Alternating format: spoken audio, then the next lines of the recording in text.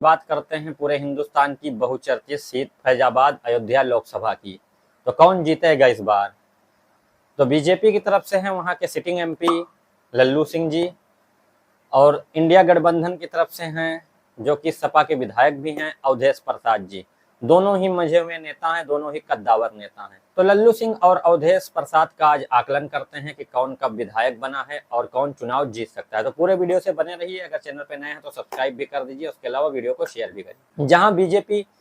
जहां बीजेपी राम मंदिर के मुद्दे पर चुनाव लड़ती है अयोध्या में, वहीं इस बार इंडिया गठबंधन ने दलित कार्ड खेला है। अवधेश प्रसाद जी पासी समाज से आते हैं, लल्लू सिंह जी ठाकुर समाज से आते हैं। बात करते हैं अवधेश प्रसाद जी की, तो अवधेश प्रसाद जी फैजाबाद जनपद के मिल्कीपुर विधानसभा से विधायक हैं, जो कि एक आरक्षित सीट है। और साथ ही साथ अवधेश प्रसाद जी के बारे में बताता चलूं, वो समाजवादी के संस्थापक सदस्यों में एक हैं। मुलायम सिंह जी के समय से पार्टी से जुड़े हैं, जब पार्टी बनी थी। अवधेश प्रसाद जी मुलायम सिंह के तो करीबी थे ही, साथ ही साथ अखिलेश यादव के करीबी हैं और विधानसभा में उनके बगल ही बैठते हैं। पार्टी के राष्ट्रीय महासचिव भी हैं, तो उनका कद और पद काफी बड़ा है। अवधेश प्रसाद जी की राजनीति की शुरुआत जनता पार्टी से हुई थी। पहले समाजवादी नहीं थी, जनता पार्टी हुआ करती थी। अवधेश प्रसाद सन 1977 में फैजाबाद के सुहावल विधानसभा से जीतकर सबसे पहली बार विधानसभा में पहुंचे थे। तब से उन्होंने पीछे मुड़कर नहीं देखा। सिर्फ वो अपने जीवन में 2 बार चुनाव हारे हैं। 1985, 89, 93, 1996, 2002, 2007, 2012 लगातार 9 बार के विधायक रह चुके हैं। वो लगातार जीत का सिलसिला बरकरार रखते रहे। जीवन वो 2 बार चुनाव हारे हैं। 2017 में बीजेपी के गोरखनाथ बाबा से अवधेश प्रसाद जी चुनाव हार गए थे। उसके अलावा 1980 में कांग्रेस के एक प्रत्याशी से अवधेश प्रसाद जी चुनाव हार गए थे। सिर्फ उन्होंने जीवन में 2 बार हार का मुंह देखा है। तो अवधेश प्रसाद जी 6 बार के मंत्री रह चुके हैं, वो भी कैबिनेट मिनिस्टर रह चुके हैं बड़े पदों पर। उसके अलावा 9 बार के विधायक। और अगर बात की जाए अवधेश प्रसाद की, तो अपने जिले में एक जनाधारित नेता है, लोगों की नब्ज टटोलने में माहिर हैं, और सबसे बड़ी उनकी खूबी है, नाम के साथ लोगों को पहचान लेते हैं। वो एक गैर विवादित नेता हैं, इनके ऊपर कोई विवाद नहीं, कोई अनाप शनाप बयान नहीं देते हैं। दलित वोट बैंक में इनकी अच्छी खासी पकड़ होने के साथ साथ मुस्लिम, यादव और अन्य बिरादरियों में भी इनकी अच्छी खासी पकड़ है। राम मंदिर जैसे मजबूत मुद्दे को नब्ज टटोलने में माहिर अवधेश प्रसाद ही टक्कर दे सकते हैं। इस बार अयोध्या में एकदम करारी टक्कर है। अवधेश प्रसाद और लल्लू सिंह दोनों ही मजे हुए दमदार नेता हैं। साथ ही साथ बड़े बुजुर्गों के द्वारा ऐसा कहा जाता है कि अवधेश प्रसाद सबसे ज्यादा नौकरियां दिलवाने वाले पूरे फैजाबाद के एकमात्र नेता हैं, जिन्होंने सबसे ज्यादा नौकरियां दी हैं अपने विधानसभा में।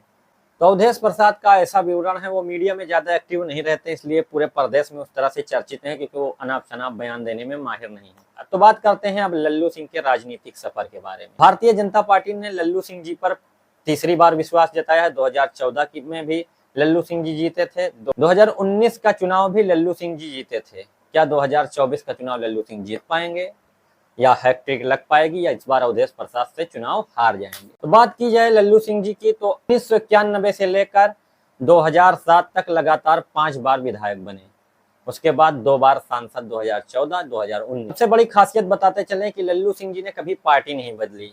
वो भारतीय जनता पार्टी से जब से जुड़े हैं तब से लगातार आज तक भारतीय जनता पार्टी से जुड़े हुए हैं। इन्होंने कभी दल बदल नहीं किया, पार्टी नहीं बदली, जैसा कि आप दल बदलू नेता अपने फायदे के लिए पार्टी बदल लेते हैं। ना अवधेश प्रसाद ने कभी पार्टी बदली, ना लल्लू सिंह ने कभी पार्टी बदली। लल्लू सिंह जी आश्वासन सभा के सभापति भी बने, उत्तर प्रदेश विधानसभा में आश्वासन सभा के सभापति भी बने, आश्वासन समिति के सभापति भी बन चुके हैं, उत्तर प्रदेश पर्यटन राज्य मंत्री भी रह चुके हैं, उत्तर प्रदेश पर्यटन राज्य मंत्री, बिजली मंत्री आदि रह चुके हैं।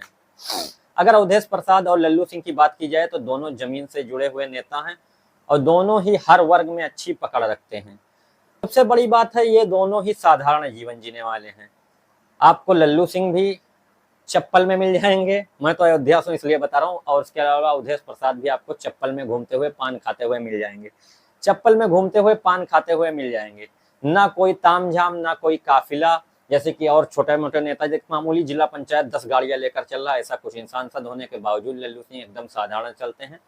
अवधेश प्रसाद इतने बड़े नेता होने के बाद एकदम साधारण जीवन जीते हैं। दोनों ही जमीनी नेता है। कोई भी लल्लू सिंह जी की एक खासियत है, वो बीजेपी में होते हुए भी कोई उल्टा सीधा बयान नहीं देते, जैसे कि नफरती बयान होता है, मुस्लिमों के खिलाफ बयान होता है या यादवों के खिलाफ बयान होता है, तो इस तरह का कोई भी बयान उनके खिलाफ मीडिया में नहीं चलता, जल्दी मिलेगा। न अवधेश प्रसाद का ऐसा बयान मिलेगा, इसलिए ये लोग मीडिया से दूर हैं, इसलिए पूरे प्रदेश में उस तरह से चर्चित मीडिया में नहीं रहते हैं। आज तक एनडीटीवी पे कम ही चलते हैं। और साथ ही साथ मैंने विकिपीडिया पे इन लोगों की जानकारी निकाली, विकिपीडिया ने भी इनके बारे में कम ही लिखा है, क्योंकि जो भारत देश का एक दुर्भाग्य है कि जो भी अपराधी है, क्रिमिनल है, उसका तो बड़ा बखान होता है, जो अच्छे नेता हैं उन लोगों के बारे में सही से विकिपीडिया में लिखा तक नहीं जाता। ये भी एक कमी है। मैंने दोनों लोगों के बारे में निकाला, दोनों लोगों के बारे में बहुत कम चीजें लिखी गई हैं।